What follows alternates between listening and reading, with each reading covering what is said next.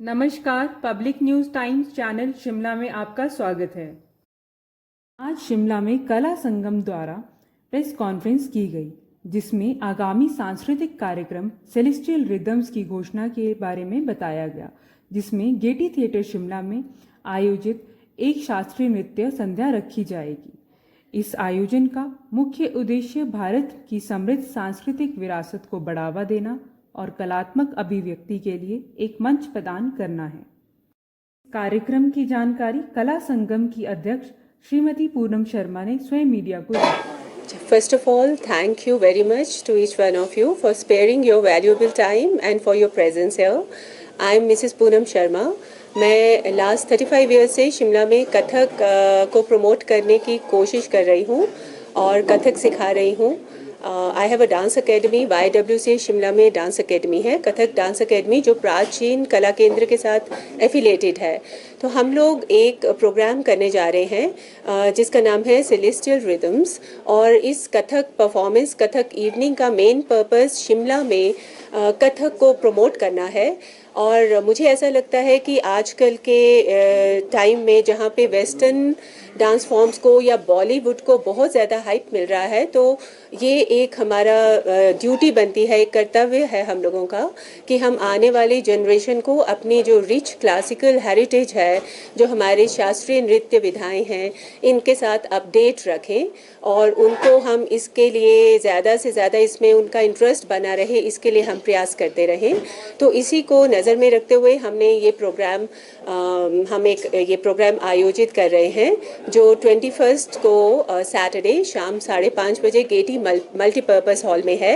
और इसमें YWCA dance academy के ऑलमोस्ट 60 to 70 के बीच स्टूडेंट्स पार्टिसिपेट करेंगे। कथक नृत्य का पूरा टेक्निकल फॉर्म, जो हमारा कथक का एक टेक्निकल फॉर्म होता है, किस तरीके से हम उसे स्टेज पे करते हैं, उसको पूरे प्रॉपर उसी तरीके से स्टेज पे प्रस्तुत करेंगे। और इसका जो मेन हाईलाइट है वो है विदुषी डॉक्टर समीरा कौसर, जो इंडिया की, हमारे भारत की बहुत मानी हुई कथक नृत्यांगना है। उनका परफॉर्मेंस है उनके स्टूडेंट्स के साथ, जो चंडीगढ़ प्राचीन कला केंद्र के स्टूडेंट्स हैं।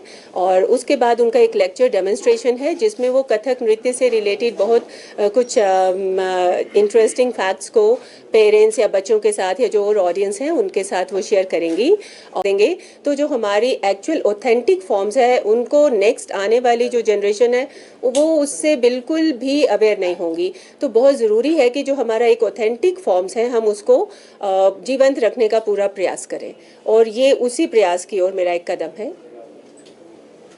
बच्चे कथक, जो भी बच्चे क्लासिकल डांस फॉर्म या म्यूज़िक या सिंगिंग जो सीखते हैं, उनके लिए बहुत मुश्किल है, क्योंकि ये बहुत ज़्यादा टाइम डिमांड करता है, बहुत स्लो प्रोसेस है इन चीज़ों को सीखना। और वहीं पे जो बच्चे दूसरी विधाएं सीखते हैं, जैसे आजकल वेस्टर्नाइजेशन में बहुत से, वो बहुत जल्दी आने वाली कलाएं हैं। तो जो कथक के बच्चे हैं उनको encourage करने के लिए ये बहुत ज़रूरी है कि उनको इस तरीके का एक्सपोजर दिया जाए। तो उसी को नज़र में रखते हुए इसका आयोजन किया गया है, और आप सबका सपोर्ट बहुत ज़रूरी है। And thank you so much. अगर आप कुछ भी पूछना चाहते हैं तो आप पूछ सकते हैं।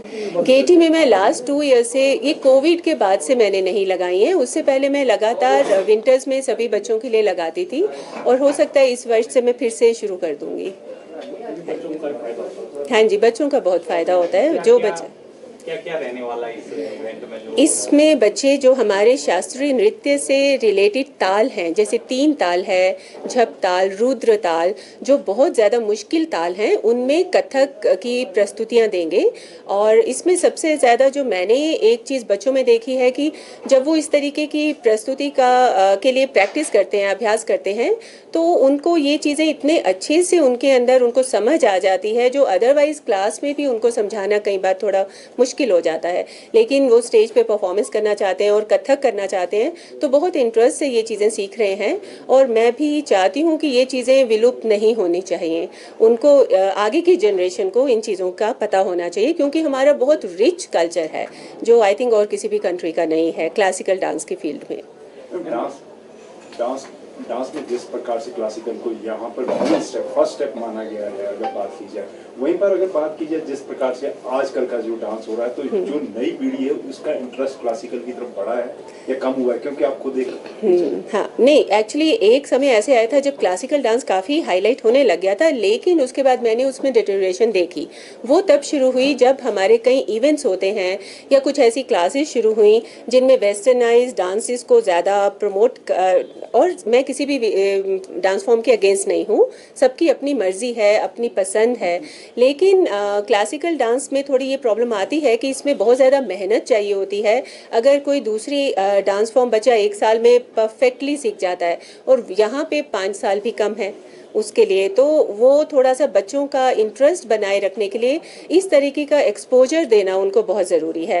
लेकिन अब डांस एकेडमी में जैसे मैं देख रही हूँ कि बहुत से छोटे छोटे बच्चे भी आ रहे हैं, सीख रहे हैं, तो नेचुरली उसके लिए पेरेंट्स का भी एक सपोर्ट बहुत ज़रूरी है। और वो अब फिर से लास्ट 1-2 ईयर्स में मैं देख रही हूँ कि थोड़ा फिर से वापस ट्रैक पर आ रहा है। धन्यवाद। वीडियो अच्छा लगा हो तो पब्लिक न्यूज़ टाइम्स चैनल को सभी मीडिया प्लेटफॉर्म्स पर लाइक, शेयर और सब्सक्राइब करें।